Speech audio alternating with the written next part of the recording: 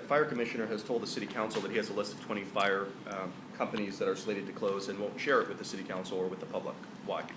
Well, there isn't a list in that context. We're working very hard to try to find out how we can have fewer companies, not necessarily firehouses, but fewer companies, and maintain the safety of the city and do it within the budget reality. We just do not have enough. Let me point out, we have reduced the number of firefighters in this city over the last 10 years, and we have brought fire deaths down to a record low and made response times the best that they have ever been since we started keeping records. And we're going to continue to do that.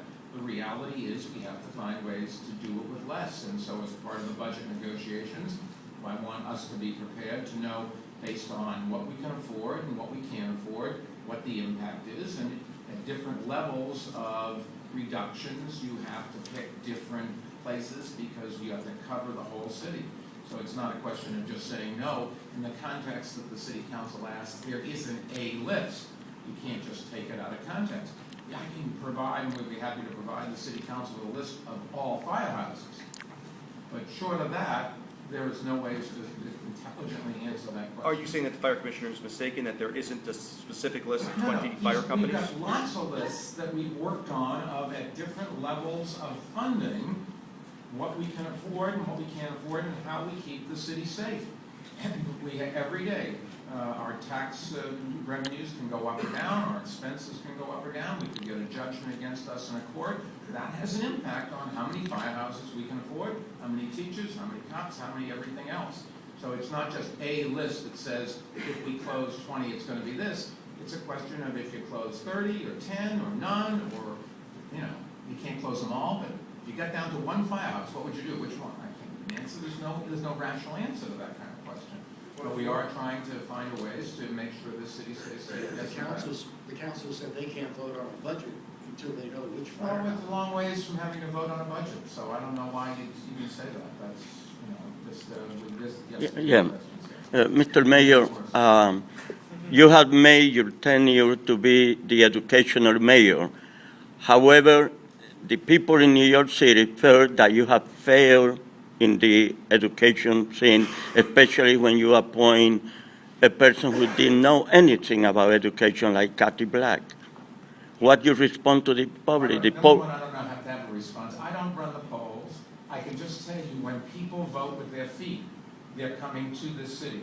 We have record numbers of people that want to send their kids to New York City schools. I can't tell you the number of people in the course of a week that come up to me and say, I just moved into the city, how do I get my kid into this school, that school? It is a phenomenally complex process because we've given parents enormous choice. But the people that really know what's going on say quite the contrary. The people that know what's going on, I might point out, include President Obama and Secretary of Education Arnie Duncan, that say we're the role model for what you should do with education. So you can get a poll, depends on how you ask the question, but the bottom line is the people that matter, the people that know, the parents of the kids that want to go to our school system, and the experts, they think we're doing it right, and we're going to continue to do it, and I'm very happy to continue the people. I'm trying to get people I haven't got before, I guess. Mr. Mayor, did you ever meet the IMF chief, and No. what's your reaction? I never met him. Yes. I had a question similar to that. Is there something in the water that makes people act strange when they come to New York City? But I'm not sure I understand the question. Our crime rate is very much lower than any other big cities. Maybe there's something in the water that keeps them on the straight and narrow. You're never going to have 100%. And this is I don't know what the truth of the matter is here, but if it's as alleged, it's disgraceful, and we should prosecute.